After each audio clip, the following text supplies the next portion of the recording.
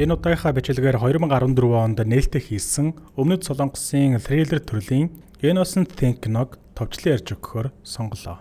Шас хийсэн жинхэнэ солонгос хоолны амтыг юунаагаас Солонгосын уламжлалт амтыг орчин үеийн хоол үйлдвэрлэл үйлчилгээний стандарттай хослуулан дээд зэрэглэлийн соёлтой үйлчилгээг юунаа үзүүлдэг. Мөн чанар стандартыг баримтлан дасралтгүй хөгжиж үйл ажиллагаагаа сайжруулан ажилласаар байна. Хайртай хүмүүсээ баярлуулах хамгийн амттай сонголт юунаа. Хайртай бүхэндээ жинхэнэ амтыг мэдрүүлээрэй. Та 77 тэг 4 11 дугаарт залгаад гэртээ хөргүүлээд аваарай.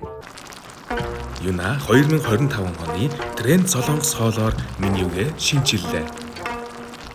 Октын сургуулийн биеийн тамирын багш Жүнги усан санд хичээлээ орж байхад эмэгтэй сурагчид нь түүнийг царайлаг юм аа хэмээн хоорондоо ярилцаж дуу алдсаар. Удалгүй Ёнюн гэх эмэгтэй сурагч хамгийн өндөр давцан дээрээс усан сан руу үсэрдэг. Болсон явдалтай бүгд гайхан зочиртоход Жүнги багш ус руу үсэрч Ёнюныг аврахыг хичээх үед тэрээр баярлан инэмсэглэнэ. Энэ бие давхар бүсгүй бол Жүнги багшийн эхнэр Сэён. Тэд шинэ байранд нүүж ирж байгаа нь тодорхой болно. Хичээл дээр Жүнги багш бөмбөг сурагчид руугаа чулуудан тоглож байхад Ёнюн түүнд оногдохгүй бултсаар. Улмаар Жүнги бөмбөг хүчтэй шидэхэд энэ удаад Ёнюн бултахгүйгээр оногддог. Дараа нь Жүнги Ёнюны хөлний шархыг эмчилж байхад Ёнюн өөрийгөө юунаас ч эмээдэггүйгээд Жүнгиг өөрлөгөө ойртуулж түүнийг айлгаж чадна гэлээ. Жүнги өрөөнөөс гарч коридороор явхад сурагчид түүнийг араас нь хараад хоорондоо инээлдэх ба Ёнюн түүний нуруунд дээр нь Ёнюны залуу гэсэн бичиг бүхий бундан хэлбэртэй цаас наасан байдаг. Жүнги эхнэрийнхээ хамтаар хадмынхантайгаа хоол идэж байхад хадам аав нь тэдэнд шинэ байр авч өгснөөс гадна Жүнгиг ажилд оруулсан нь тодорхой болно. Хоол идсний дараа Жүнги дэлгүүрээс тамхи авахдаа гүзэлзгэнтэй сүү ууж байгаа Ёнюнтай таардаг. Дэлгүүрээс гарч ирснийхээ дараа Ёнюн Жүнгигээс регби тоглодог байсан гэлөө хэмээн асуугаад өөрийгөө сурахыг хүсэж байгааг хэлнэ. Ингэснээр Жүнги түүнийг авч яван регби тоглох ба Ёнюн түүнийг чин сэтгэлээсээ хөгжөн дэмжсээр. Тэд явх болоход Ёнюн машинд унтж байх ба Жүнги түүний суудлын бүсийг нь бүсэлж өгөхдөө хэсэг ширтснээр Ёнюн өөрийг нь үнсэж болно шүү гэж хэлнэ. Сургууль дээр октод усаар тоглож байх үед Жүнги Ёнюныг бусад сурагчдаас онцлон ширтсээр. Оройн Жүнги регбигийн тэмцээн үзэж байхад Ёнюны өөрийг нь хөгжөн дэмжиж байсан нь зурагтаар гарч төсөөлөгдөнө. Жүнги түүнд татагдж эхэлсэн бололтой. Нэгэн бороотой өдөр хичээл тарж Жүнги зогсож байтал Ёнюн бороонд нэлээд норсон байдалтай сургууль руу ирээд гүүчхий гэж ботсон чинь арай л их бороо ороод байна гэж хэлдэг. Кофе ууж байхдаа Ёнюн автомат машинд гүзэлзгэнтэй сүү байгаагүй болохоор кофе ууж байна гэхэд Жүнги гүзэлзгэнтэй сүүнээс залхдгүй мө гэж асуух ба Ёнюн өөрийгөө нэг л зүйлд дуртай болчих юм бол тэрийг байнга хэрэгэлдэг гэж хариулна. Жүнги бороо удахгүй зогсохоор яв да гэхэд Ёнюн Жүнгитэй хамт удаан баймаар байна гэж хэлэх ба Жүнги түүнийг ингэж аашлаад байвал загинж чадна гэж анхааруулдаг. Бороо орсоор Жүнги Ёнюныг ханаа түрчгэж магадгүйгээд өөрийнхөө хураа цамцыг өгч анги руу ороод солихыг хүснэ. Харин Ёнюн ганцаараа орохоос айгаад байгаагаа хэлж хаалгаа хаахгүй байхыг хүсдэг. Удалгүй Ёнюн цамцны захилгаан гацчгаад татагдахгүй байна гэж дахин гомдолсноор Жүнги анги руу ордогч энгэр нь задгаа байхыг хараад буруу харж дахиад оролдоод үз гэж хэлнэ. Гэтэл Ёнюн болохгүй байна гэд түүний гараас нь натгахснаар аргагүй эрхэнд Жүнги цахилгааныг нь татаж өгөхөр боллоо. Цахилгаан нь үнэхээр л гацсан бололтой. Жүнги цахилгааныг нь татах гэж оролдохдоо түүнтэй харц тулгарч бараг л үнсэх гэж байснаа болж өөрөө оролдож байгаад болгочих гэж хэлээд эргэдэг. Энэ үед чанга дуутай цахилгаан загснаар Ёнюн айсандаа ингэрт нь наалдаж ганцаараа минь битгий орхиоч айгаад байна гэж хэлэх нь тэр. Энэ удаагийн нөхцөл байдлыг Жүнги төвчсөнгүй. Тэрээр Ёнюнтай үнсэлцэн. Хэсэг хугацааны дараа хөлийн чимээ гарснаар Жүнги Ёнюныг чирсээр ширээн дунд нуугдаж хэвтдэг. Жүнги баригдчихгүй гэж эмээж байгаа бол харин Ёнюн санаа зовсон шинжгүй нэмсэглэж түүний зүрхийг хурдан зохилж байна гэж хэлнэ. Сургуулийн жижүүр ойрцоор Жүнги Ёнюныг чимээгүй байлгахын тулд гараараа амыг нь дарсаар. Улмаар Ёнюн амьсгалж чадахгүй хэмжээнд хүрч жижүүр тэдний байгаа ангийг шалгах мөчөд Жүнги гараараа түүний ам хамрыг нь улам хүчтэй дарсаар байсан тул Ёнюн эцэст нь бие нь сул тавьдаг.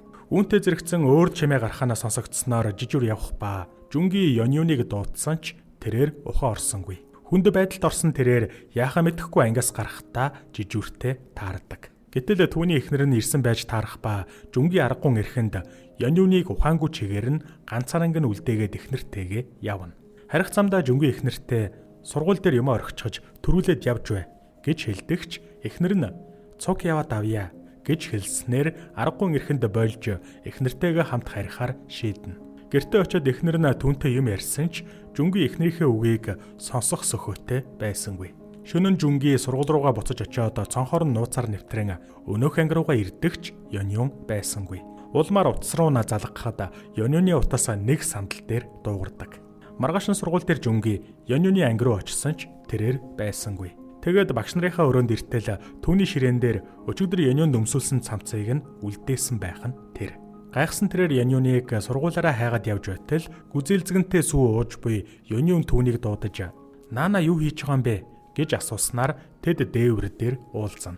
Жүнгийн түүнд уцыг нь өгч өчигдөр болсон явдалд уучлалт гуйхад Ёнюн их айсан "Яагаад ганцаарнг маань үлдээсэн юм бэ?" гэж асуудаг. Жүнгийн удахгүй буцаж очсноо хэлэхэд Ёнюн дахиад жаахан хүлээчихдэг байж гэж хэлнэ. Улмар Жүнгийн түүнийг өчигдрийн талаар хэнд ч хэлээгүй гэдгийг мэдээд энэ явдал өөрсдийнх нь дунд нууц болог гэж хэлснээр Ёнюн зөвшөөрдөг. Ёнюн багшийн үнсэлт нимбэг шиг байсан. Цахилгаан захихад би багшийг тэрвэрч авсан. Гэхэд зэрэгээр болсон явдлыг нэг бүрчлэн зөөврийн компьютер дээр бичгтээ зэрэгцсэн Жүнгийн Ёнюн хоёр парк дээр цагийг зугаатай өнгөрүүлж байгаа үйл явдал өрнөнө. Ингээд Ёнюн бичсэн тэмдэглэлээ интернетэд байрлуулснаар сургуулийн охид тэмдэглэлийг нь уншиж хов базаж байтал Жүнгигийн багын найз эмэгтэй багш уншиж байгаа зүйлийг нь олоод харчихдаг. Улмаар захирлаа Ёнюнтай уулзаж түүний бичсэн зүйл буюу эрэгтэй багш түүний биед хүрсэн нь үнэн эсхийг асуухад Ёнюн зүгээр л зохиол гэж хариулна. Гэсэн ч Жүнгийн багшийг бичсэн тэмдэглэлийн эзэн гэсэн цуу яриа нэгэнтээ дэгдсэн болохоор захирал түүнийг одооноос бие зөв авч явах хэрэгтэйг анхааруулдаг.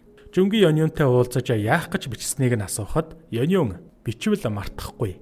Тэгээд ч жинхнээсээ болсон явдал гэж хариулна. Үүнийг сонсоод Жүнгийн түүнийг өөрийг нь галзууруулах гээд байна хэмээн ууралснаар Ёнюн түүнийг огтөө өөр хүн шиг болчихлоо хэмээн гомдоллоо. Юна 2025 оны тренд Солонгос хоолоор менюгээ шинжиллээ. Ингээд үүсэт байгаа нөхцөл байдалд сэтгэл дотроо зөрчилдөж байгаа Жүнгийн эрэг биегээ ууртаагаар тоглож улмаар хожигдсон Ёнюны дуудлагыг огт авдаггүй. Дараа нь эрэг биегийн багийнхантайгаа уулзж байхдаа Жүнгийн нэг найзаасаа дасгалжуулагч нь ажилласаа гарсныг олж мэдээд багшийн ажилласаа гарч дасгалжуулагч болох бодолтой байгаагаа хэлнэ. Энэ хооронд Ёнюн түн рүү 15 удаа залгсан байх нь тэр. Шөнжөнгөө нөргөө байсан бололтой Ёнюн өрөөнөөсөө гарч ирэхэд ээж нь энэ сарын сүүлд хүртэл ажиллана гэдгээ хэлдэг. Жүнгийн эхнэртэйгээ дэлгүүрт байхад эхнэр нь түүнд гэрээр хичээл заах гэж байгаа хэлэх ба энэ үед Ёнюн цонхны цаанаас түүнийг ширтэн зогсон. Мөн шөнө унтаж байхад нь түн рүү залгадагч Жүнгийн түүнийг үл тоомсралсаар. Жүнгийн ажилдаа ирэхэд Ёнюнаас түүнд бэлэг ирсэн байх ба тэрээр шуудхан л бэлгийг нь хогийн савнд хайдаг. Оройн Жүнгийн гэртээ ирэхэд эхнэр нь түүнд охиныхоо өрөөгөө тогтчулснаа харуулж өөрийнх нь гэрээрээ хичээл заах охины ачаар тогтчулснаа хэлнэ. Энэ үед хаалганы хоох дуурах ба Жүнгийн тайлахад Ёнюн байлаа. Тэрээр эхнэрийнх нь гэрийн сургалтанд суухаар болжээ. Тэд хамтдаа хоол идэж байхад Ёнюн түүнийг хайрын харцаар ширтэж байхад Жүнгигийн хувьд таагүй байлаа. Гэтэл эхнэр нь Ёнюны эцэг эх нь эзгүй байгаа болохоор өнөөдөр түүнийг гэртээ хонуулахар болсноо хэлэх ба Ёнюн ширээн доогуура Жүнгигийн хөлийг оролдох нь уур амьсгалыг бүрч таагүй болгодог. Дараа нь хосууд өрөөндөө байхад Жүнгийн эхнэртэй Ёнюнд хичээл заах хэрэггүй гэж хэлсэн ч эхнэр нь төлбөрийг нь хэдийнэ аваад үрчгсэн гэж хариулдаг. Улмар аргагүй эрхэнд Жүнгийн Ёнюныг өөрт нь дурлцчихсан гэж хэлдэгч эхнэр нь ийм насан дээр багштай дурлж л байдаг шүү дээ гэд тоосонгүй. Шөнөн Жүнгийг сэрхэд Ёнюн түүнийг ширтээд сууж ах ба тэрээр түүнийг өрөөнөөсөө гаргаж хонжууга хүүхдийн өрөөнд нь оруулж өгтөл Ёнюн дотно харилцаанд орохоор түүнийг өдөж эхэллээ. Жүнгийн хэрэггүй гэж татгалцсаар байсан ч Ёнюн үргэлжлүүлэн өдсөөр. Сургууль дээр Жүнгийн сурагчдаа цээжин дээр хэрхэн дарах талаар зааж жишээ үзүүлэх нэг сурагчийг сонгохоор болдог. Бүх сурагчид өөрийг нь сонгохыг хүсэхэд Жүнгийн Ёнюн руу харахад тэр өөрийг нь сонгоно гэсэн найдварын харцаар түүн рүү харсаар. Харамсалтай Жүнгийн өөр нэгэн сурагчийг сонгож түүн дээр жишээ үзүүлж байтал өнөх охин Жүнгигийн уруул дээр нь гинэт үнсчихдэг. Дараа нь Жүнгийг үнсдэг охин шүршүрт орж байтал хэн нэгэн түүний хацрыг хутгаар зүснэ. Сэён Яньюнд хичээл зааж байхад тэрээр түүний бөгж рүү ширтэж байгаад зүүжүцхийг хүсэж байгаагаа хэлнэ. Яньюн бөгжийг зүүгээд инээмсэглэхэд Сэён түүнээс хүнд дурлцгаа юу гэж асуухад тэрээр хайртай болчихсон. Нэг хөлөө тайрч өгөх хэмжээний хайртай гэж хариулдаг. Тэгэд Яньюн цаасны хутаг авч Сэёноос нөхрийнхөө төлөө нэг хурууга дасалж өгч чадах уу хэмээн асуув. Сэён өнөөдрийн хичээл дууссан гээд одоо түүнийг яв гэхэд Яньюн багшийг ирэхээр явна гэж хэлдэг.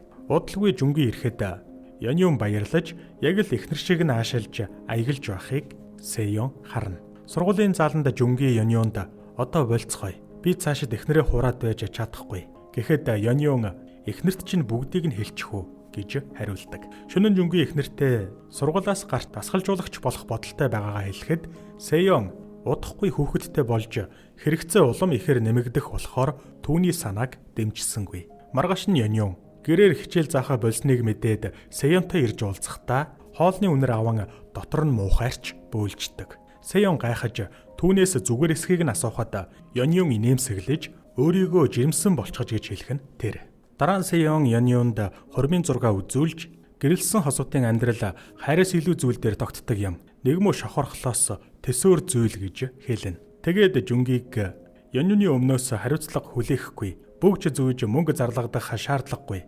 Яньюныг ердөө түүний хувьд тоглоом төдий амтан гэж Сэён хэлдэг. Үүнийг сонсоод Яньюн уурлаж нөхөртэй нь дотны харилцаанд яаж орсон тухайга тайлбарлаж байхдаа гинэт ухаан алдснаар Сэён түүний уусан зүйлд нойрним хийсэн нь тодорхой болдог.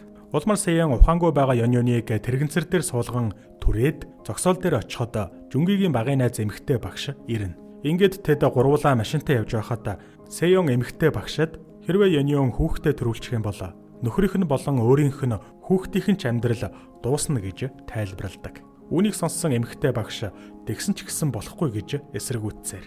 Эцэст нь Сэён энэ бүхнийг Жүнгигийн төлөө хийж байна гэдгээ тайлбарлана. Ингээд тэд Яньюныг эмнэлэгт авчирч мөнгө төлж түүнд үр хөндүүлэлт хийлгэхээр шийдсэн байлаа. Удалгүй үр хөндөлт эхэлдэгч хэсэг хугацааны дараа эмч гарч ирээд цочирдмоор мэдээ дуулгасан нь Яньюныг жирэмсэн биш, эсрэгээрээ онгоноороо байна. Ямар ч эрэгтэй хүнтэй дотны харилцаанд ороогүй байна гэдгийг хэлнэ.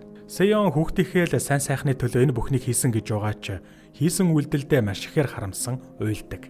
Тэгээд тэрээр Яньюныг гэртээ буцаан авчирч буудан дээрээ хэвтүүлэн юу ч болоогүй мэтэ сэрхийг нь хүлээн. Удалгүй Яньюн сэрж аимшигтай зүүдэ зүүдэлснээ хэлдэг. Тэгэд гинэт Яньюн өөрийг нь унтсны дараа Сэёныг өөрт нь юу хийсэн бэ гэдгийг нь асуулаа. Үргэлжлүүлээд зүүд байгаагүй бидтэй гээд байхгүй болчихож миний хүүхэд алга болчихож хэмээн хевлийгэ зохин орилсоор. Энэ үйлдэлийг нь хараад Сэён зүгээр л төсөөлөл байсан. Чи хинтэй ч дотны харилцаанд орж байгаагүй гэж тайлбарлалаа. Гэсэн ч Яньюн өөрийгөө хүүхэдтэй байсан гэж үргэлжлүүлэн төсөөлсөөр шудраг бус байгааг хэлж Сэёны хүүхэд ч бас байхгүй болж байж л энэ бүхэн шудраг болно гээд түүний хүүхдийг нь хөнөөн хэмээн тэд хоорондоо тэмцэлдэнэ. Энэ үед Жүнги гэртээ ирээд эхнэр сурагч хоёр нь зодолдож байгааг хараад салгахыг оролдож Яньюныг түлхдэг. Яньюн эхнэр нь өөрийг нь эмнэлэг рүү авч явсан гэхэд Жүнги юу яриад байгааг нь гайхснаар эхнэр нь Яньюныг галзуу хэмээн дуудаж түүний үгийг битгий сонсгээд удалгүй биеийн байдал нь мууддаг. Жүнги эхнэрээ аваад гэрээсээ гарахад Яньюн эхнэр чинь бидний хүүхдийг алчихсан гэж хэлсээр хоцорлоо. Эмнэлэгт хүрэгдсэний дараа Азар Сэён хугацаанаас өмнө ч гэлээ эрүүл саруул хүүхэд төрөөлж өөрөө эсэн мэнд байв. Эмэгтэй багш шин төрсөн хүүхдийг харчхаад явах гэж байхдаа эмнэлгийн хүлээлгийн танхимд Яньюнтай таардаг. Эмэгтэй багш төвөнд санаа зовох хэрэггүй, бүгд эсэн мэнд байгаа гэдгийг хэлээд Яньюныг хүргэж өгөхөр боллоо. Явах замдаа Яньюн эмэгтэй багшад аимшигтай зүүднийхээ тухай ярьж түүнийг зүүдэндээ харсан гэж хэлдэг. Удалгүй тэд гэрийнхэн гадаа ирэхэд Яньюн машинаас буудагч дараа нь машины цонхыг догшин суудал дээр нь үлдээсэн цаасны хутгийг авч өгөхийг хүснэ. Эмэгтэй багш цаасны хутгийг авч өгөхөд Яньюн түүний хоолойг нь цаасны хутгаараа хэрччих нь тэр. Сэён Жүнгид өнөөдөр шиг амьдрах нь өөрийнх нь хүсэл мөрөөдөл байсан. Өглөөг хамтдаа угтаж орой эрхийг нь хүлээж хүүхдүүдэд хүмүүжүүлээд л гэж хэлэхэд Жүнги түүнийг мөрөөдсөн зүйлээ авсан гэж хэлэхдээ зэрэгцэн совилогч сандарсан байдалтай гүйж орж ирлээ. Янийн хүүхдийг нь хулгайлсан байх ба тэрээр хүүхдийг нь аваад дээвэрлөө гарна. Удалгүй тэрээр усны хорго дээр ирж даарч магадгүй шүү гэд хүүхдийг нь ус руу шидчихдэг. Хүүхэд нь алга болсныг мэдээд сандралдаж байхад Сэёнд дуудлага ирснээр тэрээр гараад гүйчихнэ. Түүнийг таксинд суух үед Жүнги араас нь ирэх ба Сэён Янийн өөрийг нь ганцаараа ир гисэн гэд явчихав. Сэён Янийн байшингийн дээвэр дээр ирэхдээ зэрэгцэн Жүнгич мөн түүний байранд ирлээ. Сэён ирээд Яньюнаас хүүхдийг нөгөөч гээд өвдөг сөгдөн гуйхад Яньюн хоргонд байгаа гэдгийг нүдэрээ заана. Сэён сандран ус руу ороод өлгийтэй хүүхдэд харахад азар тоглоом байж таардаг. Энэ үед Яньюн хоргоны тагийг хааж усаа нэмж шахах нь тэр. Энэ хооронд Жүнги Яньюны гэрт орж ирэн өрөөнөөс нь хүүхдээ олдог. Гэтэл түүн рүү Яньюн залгаж дээвэр дээр байгаагаа хэлэн өөрийгөө эсвэл эхнэрийнхээ аль нэгийг нь сонгох хэмээн тулгана. Улмар Жүнги яаран дээшээ гарч ирэхэд Яньюн түүнийг тэвэрч намайг сонгоно гэж мэдсэн юм гэж хэлнэ. Жүнги эхнэр нь хаана байгааг асуухад Яньюн энд байштэй би байна гэж хэлдэг. Үүнтэй зэрэгцэн Сэён хашгирхнаа сонсогдож дотгошоо орох гэтэл Яньюн замыг нь хаан зогсож өөрийгөө эхнэрээс нь илүү байж чадна. Надад хайртай биздэй гэж асуудаг. Гэсэн ч Жүнги түүнийг хүчээр холдуулан эхнэрээ хоргоноос гаргаж ирээд хүүхдээ олсноо хэлж тэвэрнэ. Энэ үед Яньюн байшингийн дээврийн ирмэг дээгүүр алхаж байгааг Жүнги харлаа. Улмар тэрээр Яньюныг бууж ирэхийг хүссэн ч тэр бууж ирсэнгүй. Жүнги дээшээ гарч түүн рүү дөхөж очин буугаад ярилцъя хэмээн гараа өгсөн ч Яньюн баг багаар аргашилсаар. Удалгүй Яньюн түүнээс өөрийгөө түүний хувьд тоглоом нь байсан уу? Надаар тоглосон юм уу? Хэмээн асуудаг. Тэгээд Жүнгийн зүрхийг хурдан зохилж байсан. Одоо ч хурдан зохилж байна. Чи надад хайртай, тийм биздээ хэмээн асуулаа. Гэтэл Жүнги хариулт өгөхгүй байсан тул Яньюн аргашаа унснаар тэрээр түүнийг амжиж барьж авна. Энэ үед эхнэр нь гарч ирээд Жүнгийг гарыг нь тавьчих. Тэр чамаас хизээч салахгүй гэж хэлдэг. Харин Жүнги эхнэрээсээ ирж туслаач гэж гуйсаар байсан ч эхнэр нь гарыг нь тавьчих хэмээн орилсоор. Яньюн Жүнгигээс хайр байгаагүй бол юу байсан бэ? Тэгвэл яах гэж надтай цуг байсан юм бэ гэж асуув. Эцсийн мөчөд гар нь мултарч Яньюн унаж амиа алддаг. Энэ үед эхнэр нь өөрсдийнх нь буруу байхгүй. Энэ охин зүгээр л унчихсан. Нөхрийгөө эцэг хүртэл гараас нь атгсан хэмээн амандаа бувтна. Хожим Сэён охиноо асарч бүхнийг мартаж өөрийн хүссэн мөрөөдлийн амьдралаараа амьдарч эхэлсэн бололтой харагдана. Харин Жүнги эхнэртээ эрт ирнэ гэж гэрээсээ гараад Яньюн дөмсүүлж байсан цамцаа хайж дараа нь талбайн сандал дээр нулимс туслуулан сэтгэл нь шархалсан байдалтай сууж байгаагаар кино төгсдөг.